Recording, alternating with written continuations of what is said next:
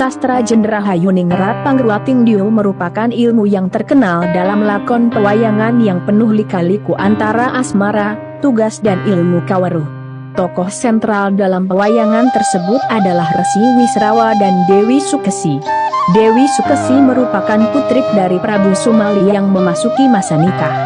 Seyogianya sebagai putri seorang Prabu sudah selayaknya jika Karo mendapatkan suami tidaklah sembarangan dan asal comot laki-laki. Sayembara merupakan cara yang banyak ditempuh para kaum bangsawan dalam dunia pewayangan untuk mendapatkan calon pendamping hidup. Sang putri menginginkan calon suami seorang yang memiliki ilmu tinggi, mampu mewedar rahasia kehidupan atau menguasai asal-muasal segala bentuk keilmuan. Tak lain ilmu yang dimaksud adalah ilmu sastra jendra yang cukup terkenal dan tidak setiap orang, Resi bisa menguasai ilmu tersebut. Resi Kisrawa, sebagai resi yang menguasai ilmu tersebut tergerak hatinya ingin mengikuti sayembara yang diadakan oleh Prabu Sumali. Namun, keikutsertaannya bukanlah dalam rangka ingin mempersuting Sang Dewi melainkan mencarikan istri bagi putranya. Sebelum mewedar ilmu sastra jendra kepada Sang Dewi terlebih dahulu Sang Resi memberikan gambaran mengenai ilmu tersebut kepada Sang Prabu dengan pesan supaya bersabar memaknai dan memetik buah budi dari ilmu tersebut. Sebagai ilmu yang tak boleh diketahui oleh sembarangan orang, bahkan makhluk lain, maka pembabaran ilmu tersebut haruslah dilakukan di tempat yang hanya boleh diketahui antara guru dan murid. Dipilihlah tempat yang sepi, sunyi jauh dari hiruk pikuk manusia dan makhluk lain. Ilmu sastra jendra disebut pula sastra ceta, jelas suatu hal yang mengandung kebenaran, keluhuran, keagungan akan kesempurnaan penilaian terhadap hal-hal yang belum nyata bagi manusia biasa. Karena ilmu sastra disebut pula sebagai ilmu atau pengetahuan tentang rahasia seluruh alam semesta beserta perkembangannya. Jadi ilmu sastra jendra merupakan sarana untuk menuju jalan kesempurnaan hidup. Sayang, pewayangan Resi Wisrawa kepada Dewi Sukesi tidak disukai oleh para dewa. Dengan segala upaya para dewa berusaha menggagalkan proses transfer ilmu tersebut. Titik lemah dua insan yang berbeda jenis kelaminnya adalah nafsu birahi, gejolak asmara yang berpusat pada titik kemaluannya. Titik inilah yang dipilih untuk menggagalkan proses pewayangan tersebut. Singkat cerita, sebelum tuntas ilmu sastra jendra itu diwujang antara Resi Wisrawa dan Dewi Sukesi terjebak pada cinta yang terlarang. Gagallah ilmu sastra jendra itu disampaikan. Itulah kisah lika-liku ilmu sastra jendra yang gagal diajarkan dalam pewayangan. Lantas bagaimana jika ilmu tersebut dinarasikan dalam sebuah novel dengan inti yang sama tetapi dengan warna yang berbeda sebab kapasitas dan corak keilmuan sang penulis berbeda dengan para dalang? Apakah dalam menjalankan kisah para tokohnya juga terjebak kegagalan disebabkan cinta terlarang sebagaimana dalam cerita pewayangan? Dan yang lebih penting, apakah sastra jendra tersebut dalam novel ini? Agus Sunyoto, penulis novel terkenal suluk Abdul Jalil Syah Siti Jenar, mencoba menghadirkan kisah yang berbeda mengenai sastra jendra melalui tokoh Sudrun. Agus Sunyoto mencari dan memahami sastra jendra, diramu dari berbagai ilmu yang dimilikinya, menjadikan novel ini menarik dibaca sekaligus mengundang untuk mengulanginya. Sebab pemaparan lewat dialog-dialognya tak lepas dari bahasa tasawuf, dan dia dari kutipan-kutipan ayat-ayat kitab suci agama lain. Sudrun, yang nama kecilnya saya, merupakan orang yang berperilaku aneh dari kacamata halayak umum. Sudrun dianggap manusia asing yang suka menyibak hal-hal yang mengundang minatnya untuk disibak. Semasa kecil suka menyikapi hok teman sekolah, tirai rumah tetangganya. Semua yang terselubung disibaknya.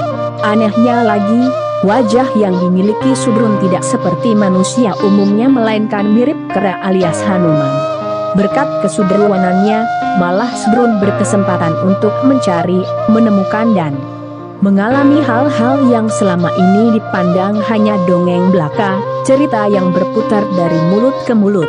Ilmu sastra genre yang hanya didengar lewat cerita wayang, oleh Sudrun ingin disimak kenyataan dan keberadaan ilmu tersebut.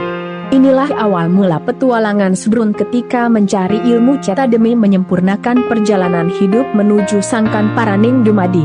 Sastra genre, maknanya, diperoleh Sudrun lewat eyangnya yang sudah meninggal. Tatkala Sudrun kesasar dimakan eyangnya tersebut, ia didatangi sosok yang dipanggil Eyang Pusponegoro. Eyangnya inilah yang mengawali penjabaran mengenai hakikat makna sastra genre. Ketahuilah, anak, bahwa apa yang disebut sastra genre Hayuningrat Pangruating Diuk adalah sebuah rangkaian makna perjalanan insan kembali ke metu air yang hakiki.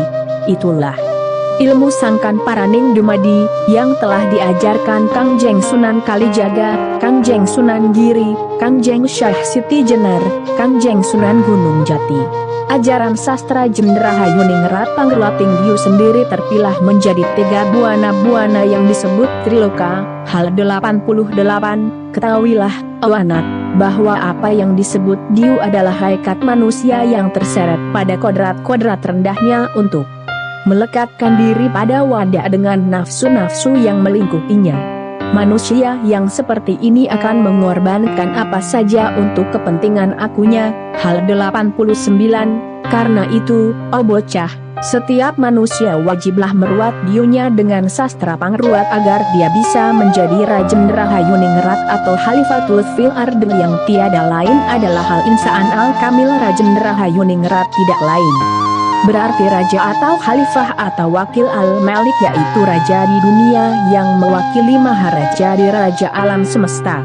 Sedang Hayuningrat bermakna pemeliharaan jagat dunia, baik jagat alit maupun jagat ageng, baik jagat yang zahir maupun jagat yang batin. Baik yang disebut Rajendra itulah manusia sempurna yang telah menemukan jati diri dalam kesadaran sir al-haq sehingga menyadari bahwa dirinya tercipta dari satu nafs yang terangkai dalam makna min nafsin wahidah. Menemukan kesampurnan bukanlah hal mudah. Tidak cukup mendengarkan ceramah dai, ulama, guru, resi, pendeta atau sekedar membaca kitab suci. Penempuhan kasumparnan jati melalui proses sepanjang hayat, meretas ruang dan waktu yang terkadang mengukung keakuan. Sebab perjalanan dari Diu menuju ke Rajendra harus melampaui 7 samudra, 7 gurun, 7 lembah, 7 buana, 7 langit yang tak pernah diketahui batas-batasnya. Ketujuhnya adalah rangkaian dari pengejauhan tahan nafs yang menghampar indah, namun penuh keganasan yang siap menenggelamkan dan meleburkan apa saja dan siapa saja. Dan ketujuh nafs itu adalah nafs amarah, nafs lawamah, nafs sufliyah, nafs mutamainah, nafs ra'adiyah, nafs murdiyah, dan nafs kamilah. Begitu pelitnya jalan para salik menempuh kesempurnaan jati diri. Bagaimanapun, manusia yang di dalamnya ada nafs min robi, tetap harus berusaha merindukan dan melakukan perjalanan kerinduan tersebut untuk menunggal kepada Tuhannya. Inilah perjalanan yang cukup melelahkan dan diperlukan kewaspadaan tingkat tinggi supaya tidak terjebak pada makom terakhir seakan-akan perjalanan ruhani terhenti dan menyeret para salik berpongah ria dan terkadang menganggap dirinya adalah Tuhan. Kenyataan lika-liku mencari makna sastra genre pun dialami oleh Sudrun, yang menyeretnya dalam rona-rona kehidupan. Cemoohan, sanjungan menjadi bumbu kehidupan yang dialami sepanjang pencarian jati diri tersebut. Bahkan, pencarian itu membawanya terdampar di anak benua, India. Di India inilah Sudrun mengalami pergulatan batin, cinta, asmara, tujuan petualangannya. Di sini pula ia bertemu dengan Chandragupta dan Laksmi Devi. Chandragupta oleh masyarakatnya dianggap sinting, sama nasibnya dengan Sudrun. Namun, itu anggapan umum masyarakat yang terkadang tidak sesuai dengan pribadi yang dicapnya.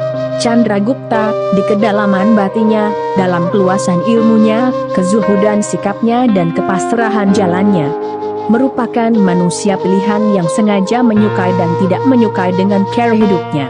Dia pula lah yang mewajang sastra genre kepada Sudrun.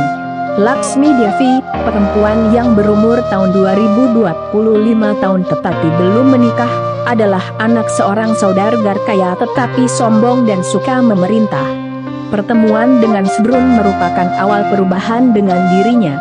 Boleh disetarakan antara Laksmi Devi dengan Dewi Sukesi, sama-sama tokoh yang bergelut dengan tokoh utama yang terseret rindu dendam, asmara yang sewaktu-waktu menjebak dalam jurang nista. Namun, dengan keahlian Agus Sunyoto yang sepertinya ingin keluar dari arus utama cerita sastra Jendra tidak memainkan Sedrun dan Laksmi Devi terjebak dalam kumparan asmara yang menjebak. Memang keduanya saling mencintai tetapi tidak sampai mengarah pada perzinahan, meski desir rasa itu ada. Inilah kelihayan sang penulis mencoba mendem konstruksi pakem utama cerita sastra Jendra. Selain itu, novel ini dikemas dalam bahasa yang aneka warna, tasawuf, Hindu, Buddha, Zarathustra, bahkan kejawen. Hal ini betapa luas kapasitas ilmu yang dimiliki dan menunjukkan pencarian sastra Jendra. Kasumparnan Jati memang tidak hanya satu jalan dan melaju pada jalur agama saja tetapi setiap perjalanan hidup yang meliputi budaya, sosial, ekonomi, cinta adalah sarana memperoleh kasumparnan jati meski muara kesemuanya hanya satu yakni ilahi, Rab. Alangkah indahnya kesimpulan makna sastra Jendra memang pembaca sendiri yang menariknya. Sebab begitu luasnya bahasannya, meski definisi mengenai sastra Jendra itu ada. Agus Sunyoto sepertinya menyerahkan makna sastra Jendra pada pembaca, dia hanya menyuguhkan jalan cerita, bahan mentah dan pembacalah yang mempunyai otoritas meracik, menjadi sari hikmah tentang kasum.